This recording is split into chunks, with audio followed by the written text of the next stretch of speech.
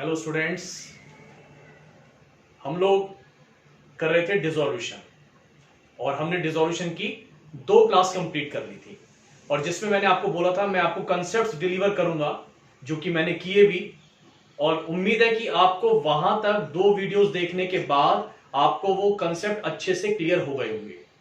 अब जो आगे की हमारी 3-4 क्लासेस बची हैं उसमें हम इस क्वेश्चन के जो मेन पॉइंट्स हैं उसको हम लोग डिस्कस करेंगे।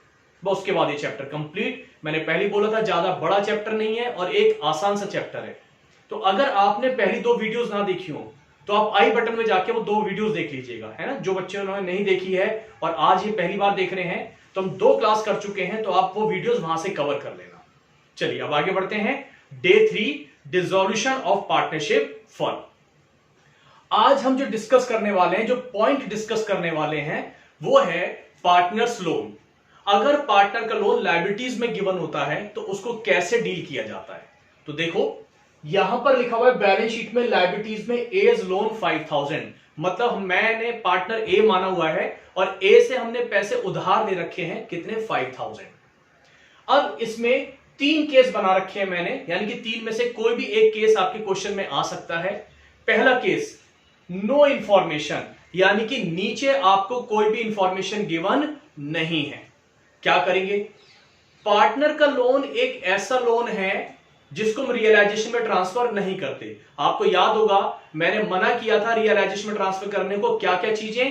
पार्टनर्स का कैपिटल, पार्टनर्स का लोन, कोई प्रॉफिट लॉस, रिजर्व और कैश और बैंक, इनको हम रियलाइजेशन में ट्रांसफर नहीं करते। तो जिनको नहीं करते थे उसमें एक पार्टनर्स लोन भी था, ठीक है ना। तो पार्टनर्स लोन को क्या करते हैं? पार्टनर्स लोन की डायरेक्ट पेमेंट करते हैं कैश या बैंक के थ्रू, या ये कह सकता हूं कि पार्टनर्स लोन सीधे कहां जाता है? बैंक अकाउंट में जाता है। अच्छा, बैंक या कैश एक ही बात है, ध्यान रखना है ना। अगर कैश में डीलिंग हो रही है तो कैश बोल देते हैं और बैंक से डीलिंग हो रही है तो बैंक बोल देते हैं। तो पार्टनर का लोन सीधे कहां पर जाता है? सीधे बैंक अकाउंट में जाता है। ना रियलाइजेशन में जाएगा, ना पार्टनर्स कैपिटल अकाउंट में जाएगा। कहां जाएगा? सीधे बैंक में जाएगा। किधर जाएगा? अच्छा, मैंने बता रखा है कभी कंसेप्ट अगर फेल भी हो जाए, समझ में नहीं आ रहा है, तो आप ध्यान रखना हमेशा अपोजिट साइड में जाता है। अपोजिट का मतलब होता है अगर लेफ्ट हैंड साइड पे गिवन है तो राइट हैंड साइड पे लिख देना, राइट हैंड साइड पे गिवन है तो लेफ्ट हैंड साइड पे लिख देना।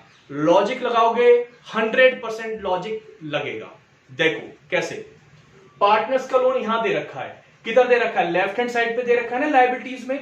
कहां जाना है? बैंक अकाउंट में जाना है। तो किधर लिखूंगा? सीधे राइट हैंड साइड पे लिखूंगा।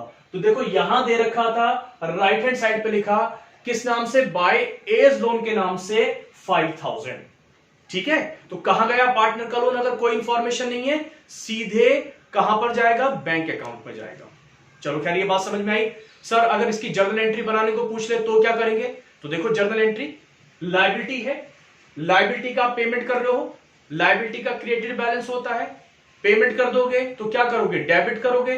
तो एंट्री यहां बना रखी है मैंने, देखो एज लोन अकाउंट डेबिट। कभी भी कोई भी लायबिलिटी अगर डिक्रीज हो रही है, कम हो रही है, तो लायबिलिटी को डेबिट किया जाता है ना। चेंज कर देंगे बैलेंस, क्रेडिट होता है, कम हो रही है तो डेबिट कर दो। तो एज लोन अकाउंट डेबिट, और हमारे पास से पैसे चले गए, हमारे अकाउंट में से पैसे कट हो गए। अगर पैसे कट हो जाते हैं, कम हो जाते हैं, तो बैंक हमारा क्रेडिट हो जाता है। अगर बैलेंस इंक्रीज हो रहा है बैंक में तो डेबिट होता है। एसेट है ना बैंक हमारी, इंक्रीज तो डेबिट, डिक्रीज तो क्रेडिट। मैंने बताया था ये रूल तो बहुत अच्छे से करके चलना। एसेट का डेबिट बैलेंस है, लायबिलिटीज का क्रेडिट है। अगर ये चीजें इंक्रीज होंगी तो सेम रखते हैं, डिक्रीज होती हैं तो बैलेंस को चेंज कर देते हैं। अगर एसेट इंक्रीज तो डेबिट ही रहेगी, डिक्रीज तो क्रेडिट कर देंगे। लायबिलिटीज अगर इंक्रीज होती है तो क्रेडिट करते हैं, डिक्रीज होती है तो डेबिट करते हैं। ये अकाउंट का एक सिंपल प्रिंसिपल है, हर चैप्टर में अप्लाई होता है, ठीक है। तो यहां पर बात करते हैं, लायबिलिटी डिक्रीज थी, लायबिलिटी को डेबिट कर दिया, बैंक के थ्रू पेमेंट हो रही है, बैंक हमारा कम हो जाएगा। बैंक की जगह हम कैश भी लिख सकते हैं, कोई दिक्कत नहीं है, ठीक है। तो A's loan account debit to bank account अगर जर्नल एंट्री बोलता है। आगे चलते हैं, case 2 A's loan was settled at ₹4500। अब की बार वो कह रहा है ए का लोन 4500 में 4500 रुपीज में सेटल हो गया। कितने देने थे? 5000। कितने दे रहे हैं 4500। तो जितने दे रहे हैं वो तो पहले बैंक अकाउंट में लिखें। तो इस बार by as loan 4500, by as loan 4500, जितना हमारे अकाउंट से कम हो गया वो हमने बाय एज लोन के नाम से लिख दिया। अच्छा बताओ, अब इसमें प्रॉफिट हुआ या लॉस हुआ? 500 का प्रॉफिट हो रहा है ना। 5000 देने थे, 4500 देके जान छूट रही है, 500 का प्रॉफिट हो रहा है। और प्रॉफिट वाली जगह कहां पर है? रियलाइजेशन अकाउंट में। तो यहां पर बाय साइड में लिखोगे बाय एज लोन अकाउंट, जितने का प्रॉफिट हो गया। क्योंकि पार्टनर का लोन रियलाइजेशन में नहीं जाता है, इसलिए इसका जो भी प्रॉफिट और लॉस है उसे हम लोग रिकॉर्ड करके चलेंगे। जबकि जिन चीजों को हम ट्रांसफर कर दिया करते थे उसका इंडिविजुअल प्रॉफिट लॉस हम लोग नहीं सोचते थे। मैंने बताया था ना, अगर एसेट के बारे में कुछ बोल रहा है तो प्रॉफिट, लायबिलिटीज के बारे में बोल रहा है तो हम उसे लॉस मान के चलते थे। तो पार्टनर का लोन आपको इस तरीके से डील करना है क्योंकि ये रियलाइजेशन में नहीं जाता। जितने पैसे आप पे कर रहे हो यहां लिखो 4500, और जितने का प्रॉफिट हो गया वो प्रॉफिट वाली साइड कौन सी होती है? क्रेडिट साइड होती है बाय एज लोन के नाम से।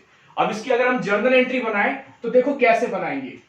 एज लोन हमारा कम हो गया 5000 से, तो A's loan account debit 5000 to bank. कितने पैसे चले गए? 4500 हमारे अकाउंट से कम हो गए, 500 का प्रॉफिट हुआ। टू प्रॉफिट का नाम क्या है? रियलाइजेशन। 500 का हमारे को प्रॉफिट हो गया। तो लोन खत्म हो गया, बैंक कम हो गया और 500 का हमने प्रॉफिट रिकॉर्ड कर दिया। तो अब बात समझ में आ गई कि लोन की पेमेंट अगर कम हो रही होगी तो जितने पैसे दे रहे हो वो बैंक अकाउंट में आ जाएगा, जितना प्रॉफिट हो रहा है वो रियलाइजेशन अकाउंट में बाय साइड में आ जाएगा। राइट, आगे चलते हैं। केस 3, अब की बार लिखा हुआ है एज लोन वॉज सेटेल्ड। ये वाली लाइन बिल्कुल वैसी है, as loan was settled through stock of ₹4500। इस बार हम स्टॉक के थ्रू सेटलमेंट कर रहे हैं। पहले कैश दिया था, अब स्टॉक दिया है। तो बताओ जल्दी से, क्या बैंक अकाउंट में इस बार कुछ आएगा? नहीं आएगा। जब पैसे ही नहीं दे रहे हो तो बैंक अकाउंट में क्यों आएगा? बैंक अकाउंट में तो आएगा ही नहीं। स्टॉक दे रहे हो, अब जब हमारे पास से एसेट जाती है, ध्यान दो, एसेट जाती है, एसेट का सेटलमेंट क्या मानते थे हम? फायदा मानते थे। और फायदा मानते थे तो किधर लिखते थे? बाय साइड में। तो बाय एज लोन अकाउंट, जितने की आप एसेट दे रहे हो, 4500 की आपने एसेट दे दी, तो एसेट के नाम बाय एज लोन अकाउंट 4500। हम वैसे क्या लिखते थे जब एसेट का सेटलमेंट होता था? कैश या फिर पार्टनर का नाम लिखते थे। लेकिन यहां पर हम कैश के लिए नहीं दे रहे, पार्टनर का लोन सेटल करने के लिए दे रहे हैं। एक स्पेसिफिक पॉइंट डिस्कस कर रहे हैं, जनरल पॉइंट से थोड़ा सा हटके डिस्कस कर रहे हैं। तो यहां पर बाय एज लोन अकाउंट 4500 किस बात के लिए? ब्रैकेट में स्टॉक, हमने ये स्टॉक दे दिया है। और कितने का प्रॉफिट हुआ? 5000 देने थे, 4500 दिए, स्टॉक दिया और हिसाब बराबर हो गया, फायदा हो गया। तो फायदा हो गया तो by as loan account 500, by as loan account 500। कहने का मतलब है पार्टनर का लोन सेटल करने पर जो भी प्रॉफिट होगा वो तय बात है, रियलाइजेशन अकाउंट में तो वो प्रॉफिट बाय में आएगा ही आएगा। अब बात यह है कि अगर आप पैसे दे रहे हो तो बैंक में लिख देना, और अगर आप कोई एसेट दे रहे हो तो रियलाइजेशन लिख देना, क्योंकि एसेट का सेटलमेंट कहां पर लिखते हैं हम लोग? रियलाइजेशन अकाउंट में बाय साइड में लिखते थे। किस नाम से लिखते थे? मैं बार बार बोल रहा हूं, किस नाम से लिखते थे? या तो कैश लिखते थे या पार्टनर लिखते थे। लेकिन अगर लोन का सेटलमेंट करेंगे तो लोन के नाम से लिखा जाएगा, क्योंकि लोन रियलाइजेशन में नहीं आता है। स्पेसिफिक पॉइंट डिस्कस किया जा रहा है। इसकी जर्नल एंट्री अगर हम बनाएं तो देखो, A's loan account debit cancel हो रहा है, बस अब की बार यहां टू बैंक की जगह स्टॉक दे रहे हैं। लेकिन स्टॉक तो नाम यूज करते नहीं है, मैंने बताया था पहली और दूसरी एंट्री के बाद तो एसेट खत्म ही हो जाती है।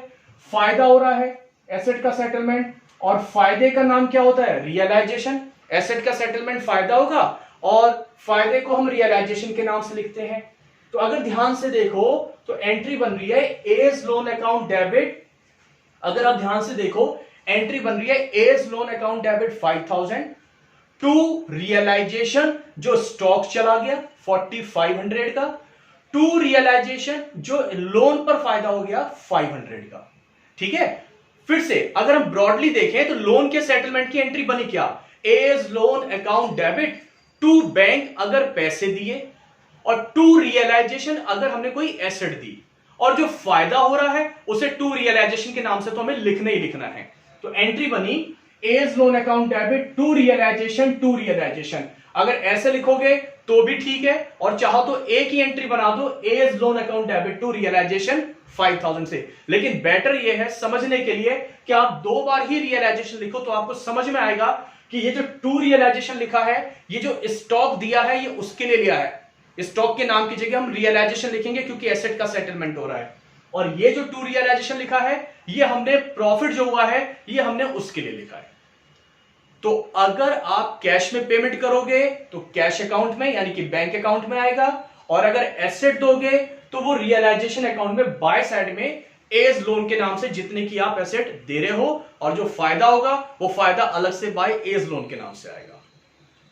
राइट, समझ में आई बात। तो आज बस मैं ज्यादा और टॉपिक कवर ना करते हुए छोटा सा टॉपिक मैंने कवर किया है, एज लोन। थोड़ा सा ये प्रॉब्लम क्रिएट करता है बच्चों को, तो अब आप एक बार इसको समझ लेना। आई होप ये आपको समझ में आ जाएगा, ऐसी कोई दिक्कत वाली चीज इसमें है नहीं। आगे की जो अब मैं 2 क्लासेस लूंगा उसमें मैं बड़े स्पेसिफिक पॉइंट्स आपके साथ डिस्कस करूंगा, जो जो प्रॉब्लम्स क्रिएट करते हैं। बस अब हम उन पे डिस्कशन करेंगे और उनको लेके एक आध क्वेश्चन करके देखेंगे। ठीक है, अगर आपको कोई डाउट होता है तो मैं आपको बार बार बोलता हूं, आप कमेंट बॉक्स में जाके अपने डाउट्स लिखना, मैं आपको उसका रिप्लाई कर दूंगा। और अगर आपको ये वीडियो समझ में आ रहा है, अच्छा लगता है, तो आप इसे लाइक कीजिए, शेयर कीजिए, और अगर नए हैं तो सब्सक्राइब भी कर दीजिएगा। Thank you.